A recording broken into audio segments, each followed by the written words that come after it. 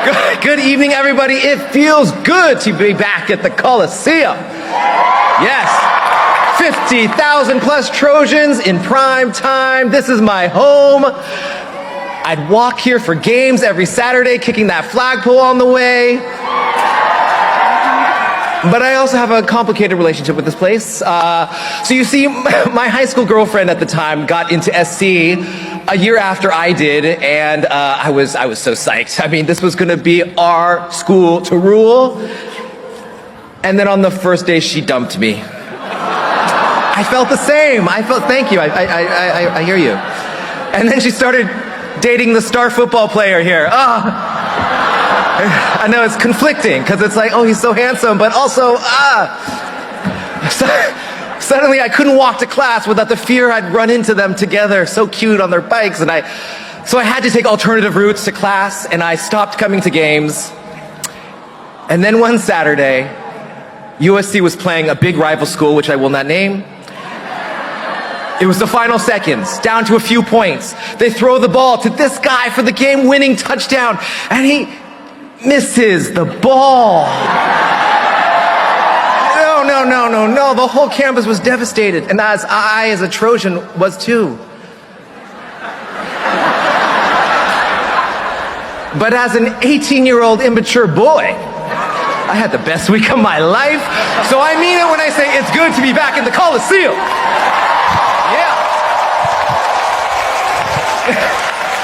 Now I have the most extraordinary wife, Kristen, who's over there tonight, and lucky,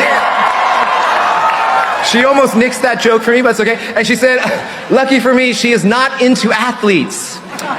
She's more into middle-aged Asian guys with dad bods, so. And now she's married to a doctor, so you're welcome, babe. We've got 5 kids, a 7-year-old, a 5-year-old, a 3-year-old, a 2-year-old, and a 6-month-old. So she deserves all the applause, yes. And I am excited to have my family here at USC because this place means so much to me. Every inch of the campus holds a memory or 3 chapters of my time here that built the pieces of who I am today. Like my freshman year, I lived over at Mark's Tower. Yeah, those Mark Tower people here, that's great. I'd spend Thursday nights at Traddy's, where I learned I was allergic to alcohol.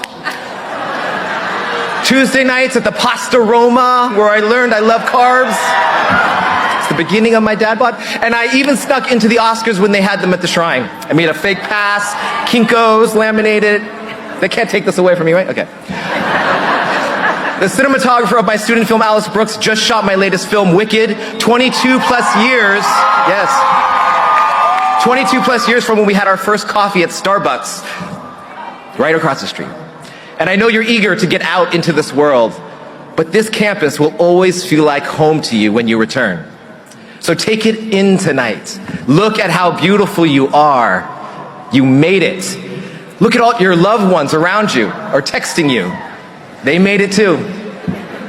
And they know all your flaws. They know everything you did, and they still like you. That's pretty good. In fact, they love you. And one day you'll need to remember that. In prepping for today, I have to admit, I've been thinking about you a lot. Like a lot. About what you've been through. COVID, oh, thank you. Oh, COVID, financial crisis, environmental catastrophes, and yet you made it through. You've managed to stay the course and get it done. We're proud of you. We're all proud of you. And now you have a bigger task ahead. Tasks that I, as a storyteller, have no idea how to give you advice on. I kept thinking, why am I the commencement speaker this year? They should get a world leader, an inventor, get Will Ferrell back. I agree, don't agree. Well, you're stuck with the guy who directed Step Up to the Streets, so, and the more I thought about you, the more I think, that's great, there's some Moose fans out there, okay. The more I think some of the lessons in my life may actually help you on your journey. Because our worlds are colliding, no matter what industry or discipline you're in. Our futures are linked, and there's an urgency to be really real with you so that you are prepared. Because I believe your generation faces a task more profound than perhaps any generation before. I know you feel it. And I want to acknowledge that this is not normal. It is not just you being paranoid. It's true. You are being asked not just to navigate a changing world, but to fundamentally define who we will become in the face of unprecedented technological, cultural, and political shifts. Your job is not simply to inherit a world, but to reimagine it and set the foundation for who we are moving forward. Because we're living in a moment when those old stories of who we are and what we stand for are breaking down. It feels like fear, blame, and division dominate our airwaves, overwhelming the space where our dreams used to live. Surviving instead of thriving. But here's the thing. This isn't necessarily cause for despair. In fact, it's a moment of profound opportunity. Because when the old stories fall apart, it means it's time to write a new one. My story starts at a little Chinese restaurant in Los Altos, California called Chef Chu's. Oh, some of you have eaten there, I see, yes. My parents started, who are here tonight, they're over there. My parents started in 1969, and it's still open today, 56 years later. They're there every day. Comfort food at comfortable prices. My dad, who's 82, still works there every day, and they are living the embodiment of the American dream. They moved here from Taiwan, and to them, America is the greatest story of the world. Their English was limited when they arrived, but they loved Elvis and the Beatles and Dean Martin. And they had 5 kids, I'm the youngest, and they wanted us to be like the Kennedys. So they dressed us alike, and even would call me John John. And they loved movies, like movies on all the time at the house. For context, this was a Reagan's 80s America where Steven Spielberg and George Lucas were filling us with wonder. Michael Jackson made us believe we could float. Michael Jordan was proving we could actually fly. And Steve Jobs was my hometown hero. But the timeless American fairy tale that played in our household was Wizard of Oz. And my parents instilled in us that if we just follow the yellow brick road, faith, discipline, hard work, and loved what we did, then the American dream would lead us to the wizard who would grant us our heart's desire. And as the ultimate hosts at their restaurant, my parents loved being part of the American fabric. John, we might be the first Chinese family these customers have ever met. We must not just fill their bellies, but fill their hearts, so that the next time they meet a Chinese family, they will give them more respect. We're ambassadors, they'd say. Okay, Mom, whatever. The pinnacle of the year would be when we gather around the TV and watch the Academy Awards, the Oscars. These Hollywood people were beautiful, cultural leaders, fashion icons, untouchable to normal human beings. And when they spoke, the world stood in applause. Oftentimes, my parents would actually applaud right in the living room as well. But to actually get to Hollywood, that was a far, far cry from the restaurant booth I do my homework in. We had zero connections into this world, and to me, the gates were so high, it didn't look like they let anyone in, let alone anyone who looked like my family. And then one day, I found the lens in the form of a little Sony camcorder, and it changed me. The moment I looked into the viewfinder, that little tubular eyepiece you put your eye against to see what the lens sees, everything around my vision dimmed to darkness, and only a small frame of light appeared. My hypermind became calm and silent. Time slowed down, a surrender to the present. And through this little frame of light, I found moments that I couldn't see otherwise. Details about life, my dad grabbing the hand of my mother, my brother's long legs leaping from the stairs, a close-up of my sister's eyes opening wide while she watched my other sister open a birthday gift. And it felt like my secret. But when I would play back on the TV, it felt like I could share my secret, as if they were right there within my own eyes. And they would actually yell at the screen at me as if they were right there. They'd say, "Move the camera down, John, stop moving, you're giving us a headache." But they were with me. This thing was conjuring empathy. I had never experienced a tool as powerful as this.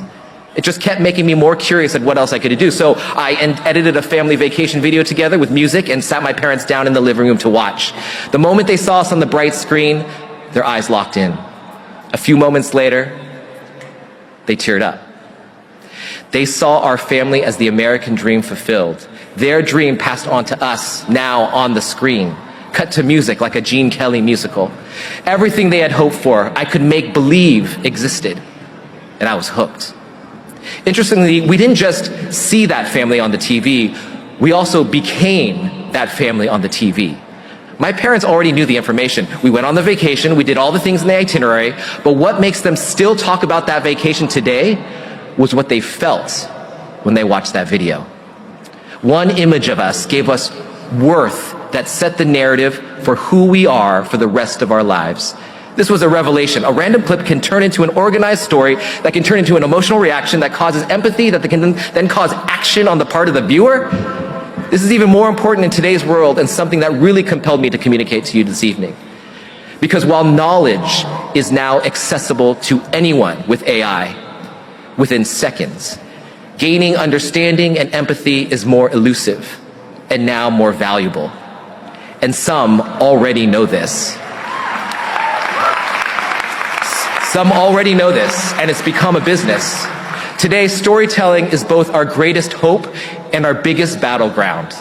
Everyone, from marketers to politicians to AI itself, is competing for control over narratives. Whoever tells the best story holds the power. Thus, your ability to understand, interpret, and ultimately shape stories is critically important no matter what you want to do or how you want to live your life.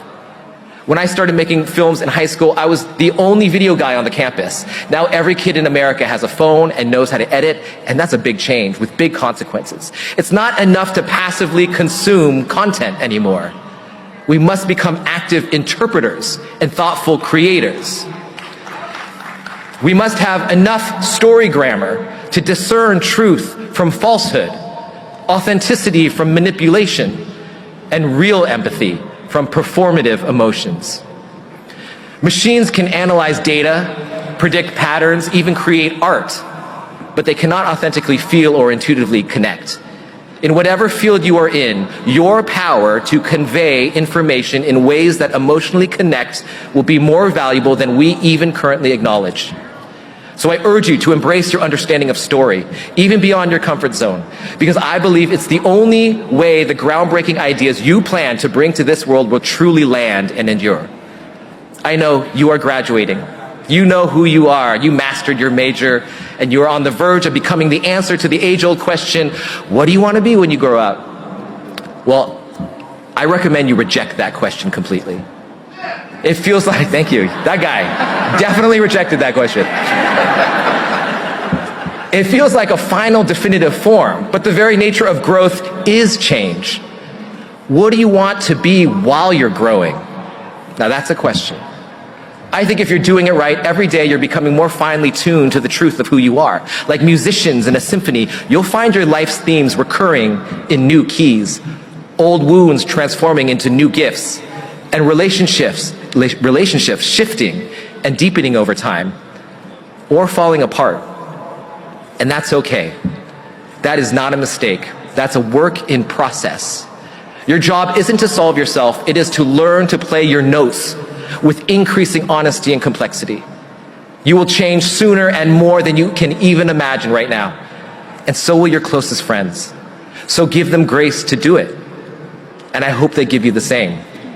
And coming out of college, when I was sitting where you are tonight, I was terrified about where to start. But what I did know was that I didn't want to talk about me being Asian. I had spent my whole life just trying to fit in so my friends wouldn't make Asian jokes, or that the only films sent to me wouldn't be ones about China. I didn't want to be an Asian filmmaker, I just wanted to be a filmmaker. But I heard a quote, "Worry is the misuse of imagination," and it rocked me. Worry is the misuse of imagination. We think so deeply about what can go wrong. We leave no room for the imagination of what happens when it all goes right. And if we can redirect that imagination towards creation, we stop merely performing inherited scripts and start authoring our own. And your true legacy isn't something you're going to leave behind. It's the harmful pattern you recognize and change. Or as Steve Jobs would say, the dent in the universe. That whirlwind of emotions was where I was at when the movie Crazy Rich Asians came into my life. A movie I made to confront the scariest thing I have ever known, my own cultural identity crisis.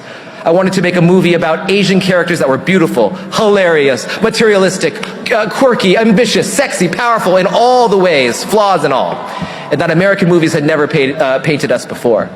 The data folks in Hollywood saw no upside, no audience history for a rom-com led by the Asian diaspora. So I used my storytelling pitching skills to convince them to do it. And did I know things would change? No. but my imagination was already spinning with the possibility, not the worry. And personally, I had felt the urgent pull to do this at about the age of 38. After I met my wife, all my priorities changed. But also we were about to have our first child, my daughter Willow, who's also here tonight. And I had to turn the viewfinder back onto myself and ask the question, when I look through that lens, am I proud of who I see? What was I still hiding as we were ushering a new life into this world? I wanted her to be proud of her heritage, her skin, her hair, to know how beautiful every part of her is. And yet, was I? And I wanted her to know the long line of kick-ass women that came before her that was in her blood. My Ana, my Boo-Boo, my Po-Po, my mom, and my wife. Truthfully, having made many movie sequels up to that point, I had lost my optimism. I felt like I wasn't becoming the filmmaker I always thought I was capable of. I felt like no one wanted to listen to what I actually was, so it made me feel like an imposter. But somehow, I look back at that American dream story that my parents believed in so deeply, that Wizard of Oz fairy tale of the yellow brick road and the wizard waiting for us, and it dawned on me, the story has changed. And I wanted better for my daughter. Even though I'd done everything I was asked to do, maybe the yellow brick road was never made for us in mind. Maybe there was no man behind the curtain waiting to help us.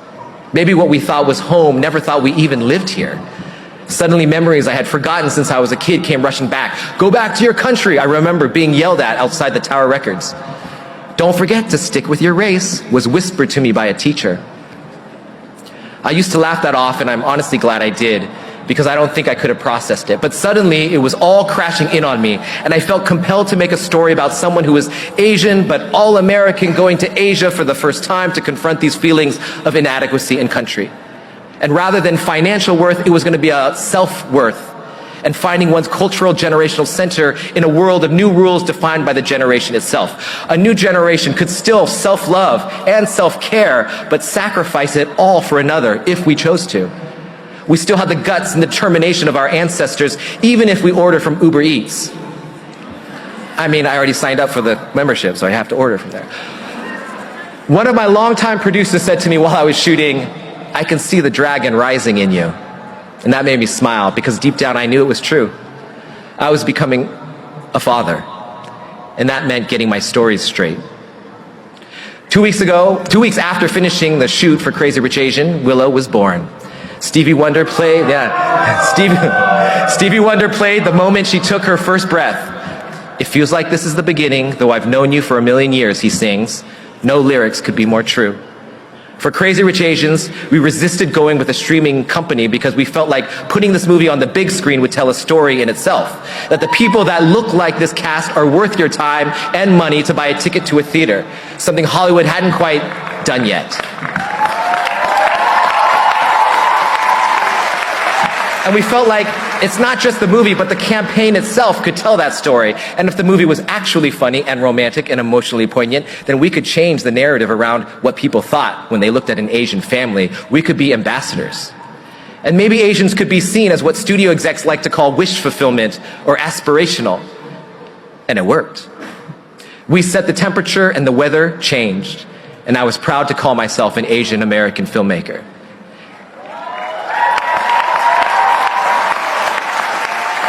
It became not only the first all-Asian Hollywood studio movie cast in 25 years, but was the highest grossing romantic comedy in a decade. It became a box office juggernaut, changed the landscape of what studios were willing to do. And since then, incredible Asian filmmakers, writers, actors, producers have been flourishing, making studio lots a lot of money. Now, when I started in this business, I made a painting. It was called Resilience. It was in my living room. It was a tree with empty branches. And every time something good happened, I would paint a little leaf on it. And this continued until, well, I moved apartments. It was too big to move, and it wasn't very pretty, so I left it. But before I threw it out, I did paint the tree just to feel complete. It will take many leaves for you to feel full-ish, but it will be worth the journey. Trees lose their leaves every year, yet they stand tall and wait for better days. I saw that on a meme on someone's Insta story. I thought, this is so dumb, but so true. So I gave it to you guys. So this year with Wicked, I got my first real invitation to the Oscars. No Kinkos. And as the movie was nominated for 10 awards that night, including Best Picture, I wore emerald green, sitting 4th row next to Michelle Yeoh and my wife. And as we sat there waiting for the show to begin, I remember feeling so calm. More calm than at any industry party where I feel like I need to prove my membership. Here I was surrendered, full breaths, fully present. And as I looked around, I felt like the whole room darkened like it did when I would look through that viewfinder. My wife nervously tapping her heel on the seat, Jeff Goldblum's wide eyes as he's humming to himself behind me. He does that. Demi Moore gracefully sliding to her seat. It felt like silence. And Michelle grasped my hand. Just 1 year earlier, she had won her Best Actress Oscar, breaking the glass ceiling for Asian women in Hollywood. Yeah. And she grasped my hand. She's the one who grasped my hand. And then the drapes ascended, and a rainbow appeared, and Ariana Grande in ruby red. Our Galinda, the good, glowing effervescently through the scrim.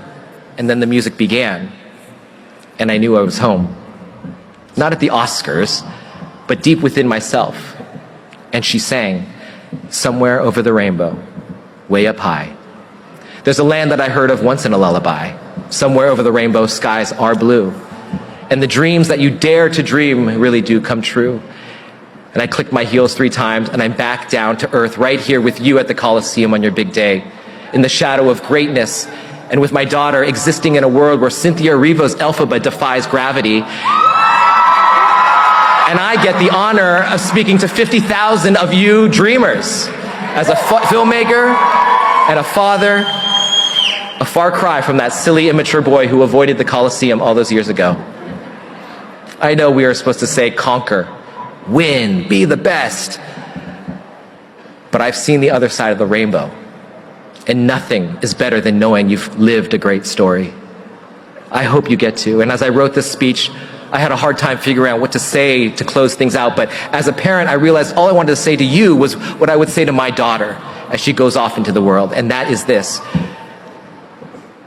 you have an extraordinary story, every single one of you.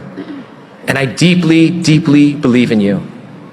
You will go through tough times, terrifying times even. But your beautiful brain will figure out creative ways to get out of it. And your ferocity will get you through it. You will feel deep love and deep heartache. And you will have profound questions, many that never get answered, the greatest gift that God gives you. And I hope that you embrace every single one of them, those moments, because they are all reminders that you are alive. And just so you know, that American dream, I think it does exist. It does. And it's just not just an American dream, I think it's a world dream. It's just that there's more than one road to get there. And many are being paved right now as we speak. And I will do everything in my power, as I assume everyone here and everyone in the stands too, to ensure that they remain there when you arrive, so that you too can feel like you're home. Fight on, class of 2025. Truly, fight